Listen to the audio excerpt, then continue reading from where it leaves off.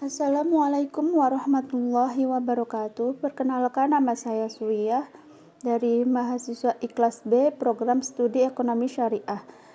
Untuk melengkapi tugas manajemen bisnis Islam, di sini saya akan menjelaskan mengenai transaksi dalam bisnis Islam. Oke, yang pertama saya akan menjelaskan tentang pengertian muamalah.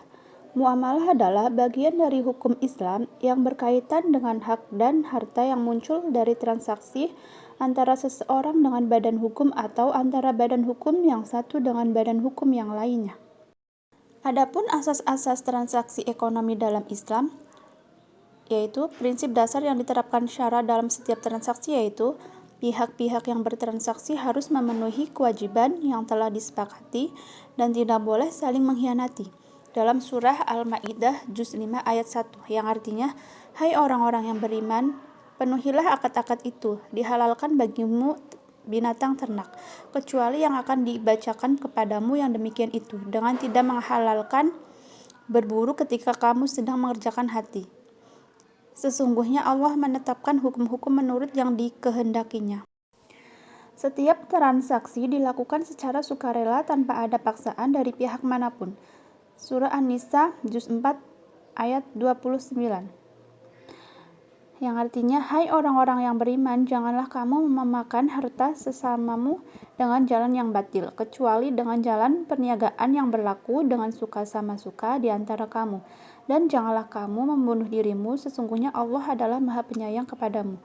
Islam mewajibkan agar setiap transaksi dilandasi dengan niat yang baik dan ikhlas karena Allah Subhanahu wa Ta'ala, sehingga terhindar dari segala bentuk penipuan, kecurangan, dan penyelewengan. Nah, di sini saya akan menjelaskan sedikit penerapan transaksi ekonomi dalam bisnis Islam. Jual beli. Yang pertama, pengertian dasar hukum dan hukum jual beli. Jual beli adalah persetujuan saling mengikat antara penjual, yakni pihak yang menyerahkan atau menjual barang yang dijual. Mengacu pada Al-Quran dan hadis, hukum jual beli adalah mubah atau boleh. Dan dua, khiyar. Khiyar adalah hak memilih bagi penjual dan pembeli untuk meneruskan jual belinya atau membatalkan karena adanya suatu hal. Macam-macam khiyar. Yang pertama ada khiyar majelis, yang kedua khiyar syarat, yang ketiga khiyar aib atau cacat. Selanjutnya ada macam-macam jual beli. Jual beli dapat dilihat dari beberapa sudut pandang, antara lain, yang pertama, jual beli yang sah dan tidak terlarang, yaitu jual beli yang terpenuhi rukun-rukun dan syaratnya. Yang kedua, jual beli yang terlarang dan tidak sah, yaitu jual beli yang salah satu atau seluruh rukunnya atau jual beli itu pada dasar dan sifatnya tidak disyaratkan. Yang ketiga, jual beli yang sah tapi terlarang atau fasid terjadi karena sebab-sebab berikut: merugikan si penjual, mempersulit peredaran barang, dan merugikan kepentingan umum. Selanjutnya ada simpan pinjam.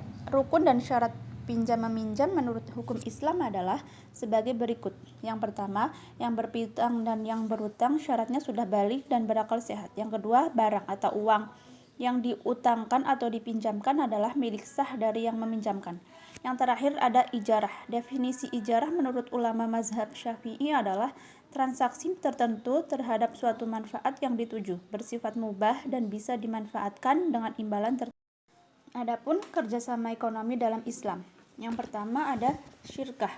Syirkah berarti perseroan atau persekutuan, yaitu persekutuan antara dua orang atau lebih yang bersepakat untuk bekerja sama dalam suatu usaha, yang keuntungan atau hasilnya untuk mereka bersama.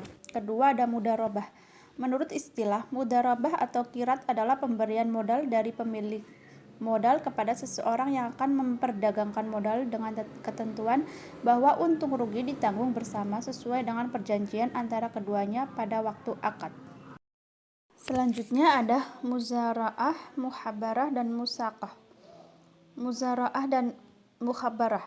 Muzara'ah ialah paruhan hasil sawah atau ladang antara pemilik dan penggarap, sedangkan benihnya berasal dari pemilik. Jika benihnya berasal dari penggarap disebut muhabarah. Dan ada musaqah. Musaqah adalah paruhan hasil kebun antara pemilik dan penggarap yang besar bagian masing-masing sesuai dengan perjanjian pada saat akad. Terakhir ada sistem asuransi yang Islami. Menurut bahasa, kata asuransi atau Arab at-ta'amin berarti pengangguran. Sedangkan menurut istilah asuransi adalah akad antara pengangguran dan mempertanggungjawabkan sesuatu. Demikian yang bisa saya sampaikan. Bila ada perkataan yang salah, mohon dimaafkan. Wabillahi taufik wal hidayah. Wassalamualaikum warahmatullahi wabarakatuh.